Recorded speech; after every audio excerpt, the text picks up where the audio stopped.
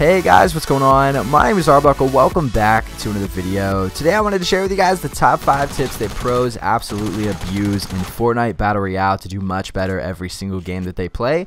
Hopefully you guys will be able to take enough away from this video to improve your own game and to hopefully get more wins. So without further ado, let's jump right into these pro tips. So the first pro tip that I have for you is using ramps and floors to peek through second floor windows when going after enemies hiding in houses. So let's say, for example, there's an enemy hiding on the second floor of a house in the middle of Pleasant Park. What most people would do is try to go in through the front door or the back door and work their way upstairs, or they'll build up to the roof and work their way down. Now, as the guy hiding in the house, if you're him, you think about that, it's pretty obvious that he's either going to come through the bottom or come through the top. So one way that you can catch them off guard is by building up onto the roof, making them think that you're going up through the top, and then dropping down on the side of the house and putting a floor on the second floor there, on the second story, so that you can peek through windows. Now what's nice about this is, one, they're not going to be expecting you to be looking through a second floor window. Another thing that's nice is if they keep moving around the upstairs, they're going to different rooms, maybe they go into a bathroom, maybe they go into a different bedroom, you can build around the house on the second floor. You just got to keep building floors, and you can peek into all these windows. So it's really awesome. It works really well, and you'll be able to catch a lot of enemies off guard, therefore getting you more kills.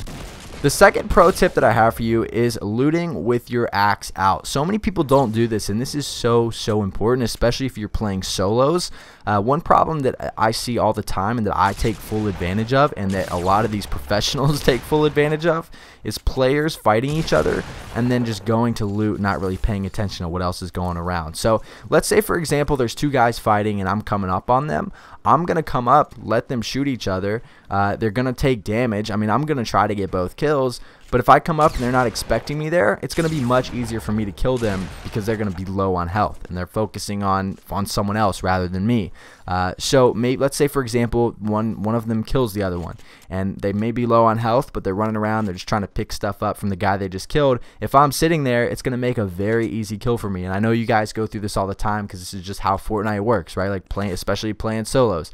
You go to loot someone and someone else is already there ready to shoot at you. So what you should do is always loot with your pickaxe out so that you can run through, grab as much as you can, and be ready for someone to attack you. If no one's there, no one's going to attack you, you can build, or you can just do it however you want and pull out guns and switch and do whatever you want. So many people will run up and they're so much slower looting because they're not doing it with their pickaxe out, where you can kind of just go out and spam the button and pick up everything that you can hold.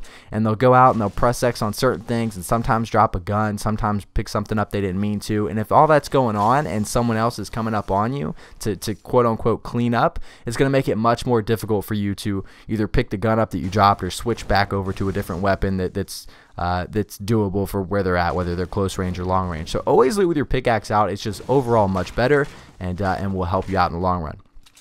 The third pro tip that I have for you is using stone and metal floors to cover staircases. Then what you can do is edit to kill people that are coming up the stairs or down the stairs, depending on how you're doing it. So this is most commonly used at the beginning of games to prevent players from looting houses. Let's say, for example, I land at Tilted Towers. I land in the main building where there's like 5 or 6 stories. What I might do is I might go in through the bottom, pick up everything on the bottom, and then I'll place a floor over top of the staircase so that I don't have to worry about someone coming up behind me while I'm looting the second floor or the third floor. And I'll kind of just do that, working my way up the building. Now what's nice about that is obviously it buys you time, and you'll be able to know if someone's coming if they start destroying it. But what's really cool is that you can edit it and you can shoot people that are trying to come up. So what sometimes people do is put down a metal or brick floor and sit on top of it and edit it and peek through. So for the enemy, if they're running up the stairs, they're just going to see a floor, but because you're in edit mode, you can see through it, and all you have to do is hit that button and you're able to start shooting, and they're not going to expect someone to be sitting right on top of the floor that's covering the staircase. So very cool tactic that's used a lot. Like I said, it's very important that you use brick or stone, because if you are using wood, it's first of all, it's easier to destroy, but second of all, they can see through wood, right? So they might be able to see you sitting on top, whereas brick or metal, it's going to be very challenging to know that someone's above them. So tip number 3, use stone and metal floors to cover staircases.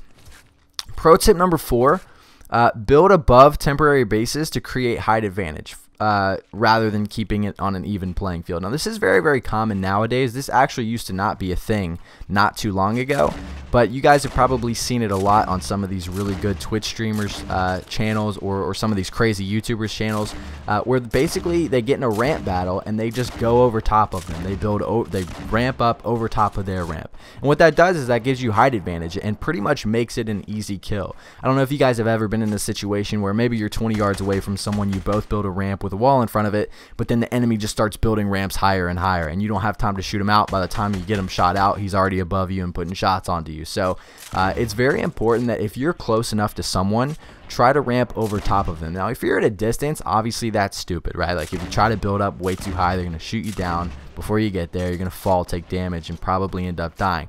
But like I said, if you're 20, 30 yards away from someone and they're building a ramp and you're building a ramp, it's very important to try to go as quick as you can and ramp up above them. Now, it's smart as well to put walls and floors under your ramp so that they can't just shoot you out. But again, if you're close enough, that really shouldn't matter that much. It's just very important to try to make that high ground as quick as you possibly can.